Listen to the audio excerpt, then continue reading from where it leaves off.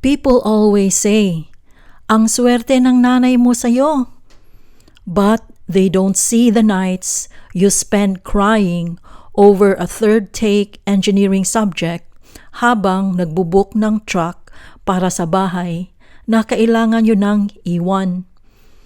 Is it still a blessing kung unti-unti ka namang pinapatay ng pressure?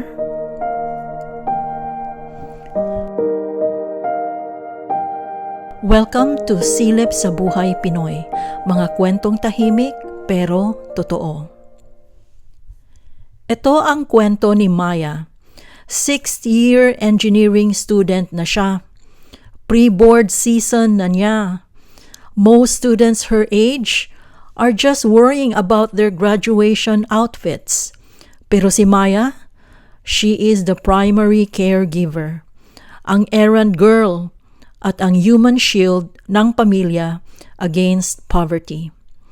Emergency contact na siya since she was 10 years old. Maya's mom has stage 4 cancer. After school hours, dumediretso agad si Maya sa Philippine General Hospital. She hides her school uniform under a jacket kasi nahihiya siya. Pakiramdam niya, she's being judged. Bakit ang mahal ng tuition niya pero sa public hospital nagpapagamot ang nanay niya? It's the reality of being one sickness away from poverty. Then there's the brother, ang man-child ng pamilya. He resigned from his work right when things got hard. Habang nagka-calculate si Maya kung paano pagkakasyahin ang 100 pesos na allowance, yung kuya niya, parang bisita lang sa hotel. He's just existing without contributing, leaving all the burden to the bunso. Ang mga tita niya ang nagbabayad ng tuition fee niya sa school, and she is eternally grateful for that. Pero ang daily survival, kay Maya lahat. She lives on a 100 pesos a day. McDo chicken fillets and flavor shots, para lang mabili yung mga special juices at gulay na gusto ng nanay niya. For 18 years doon sila tumira, pero ngayon kailangan na itong bitawan. Mom is moving back to the province and Maya is moving to a studio unit. Pero kahit 3 silang adult sa bahay, si Maya lang ang nag-iimpake. Nakakapagod na siya lang ang kumikilos.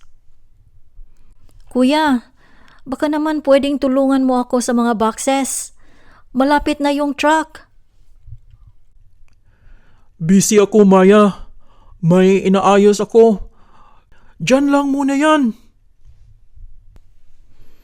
One afternoon, bumili si Maya ng siomai to share with her cousins. Pero after a few minutes, bumili rin sila ng sarili nilang pagkain nang hindi man lang siya inaalok. Doon niya na-realize, kanya-kanya talaga rito. She is everyone's safety net, pero siya walang sasalo. Ang paglipat, hindi lang emotional, sobrang gastos pa. Gusto ng nanay niya dalhin lahat. The ref, the aircon, the washing machine.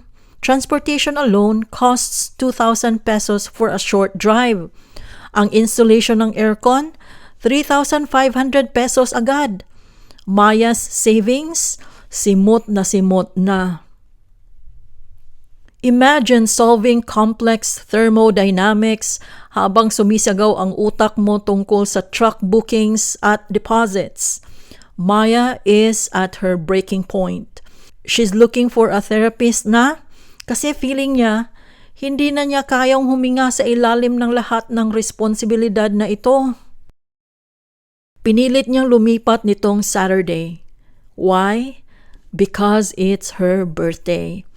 Mas gusto pa niyang magbuhat ng mga boxes sa kaarawan niya kaysa magstay ng isa pang araw sa bahay na punong-puno ng expectations at pressure. Finally, nakaupo na siya sa bagong studio niya. Wala pang kama, induction cooker at libro pa lang ang nandon. But for the first time in years, Tahimik ang paligid. Walang hugasin na hindi sa kanya at walang taong kailangang pagsilbihan. Hindi pa siya okay, pero nakakahinga na siya. Being the golden child means learning the hard way na hindi ka makakapag-shine kung sunog ka na sa loob. Para sa lahat ng mga Maya ng pamilya, we see you. Happy birthday, Maya.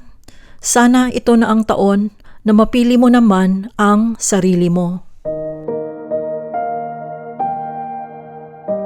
Ang storya ng Golden Child is a classic Filipino tragedy. Lumaki tayo sa paniniwala na ang utang na loob at family loyalty are absolute truths.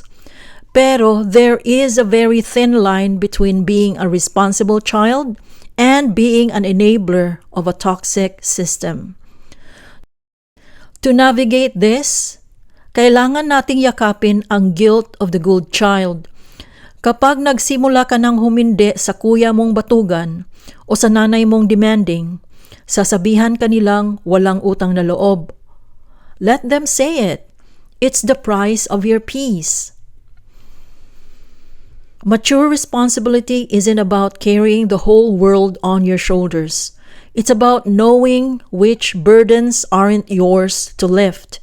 Kung ang tulong mo ay nagiging dahilan para hindi na matuto ang iba, you aren't helping. You're just delaying their growth. Conscious living means realizing na ang financial problems ng pamilya ay hindi isang utang na pinirmahan mo nung pinanganak ka. You can love your family deeply without losing your own identity and future in the process. Kung nasa breaking point ka na, move out if you can. Stop apologizing for wanting a life na pag-aari mo talaga. You are more than just a safety net for other people's choices. You are the person you've been waiting to save.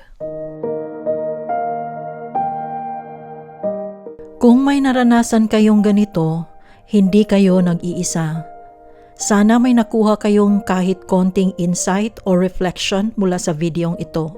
Maraming salamat sa pakikinig at kung nagustuhan nyo ang content, please huwag kalimutang mag-subscribe. Hanggang sa susunod na kwento.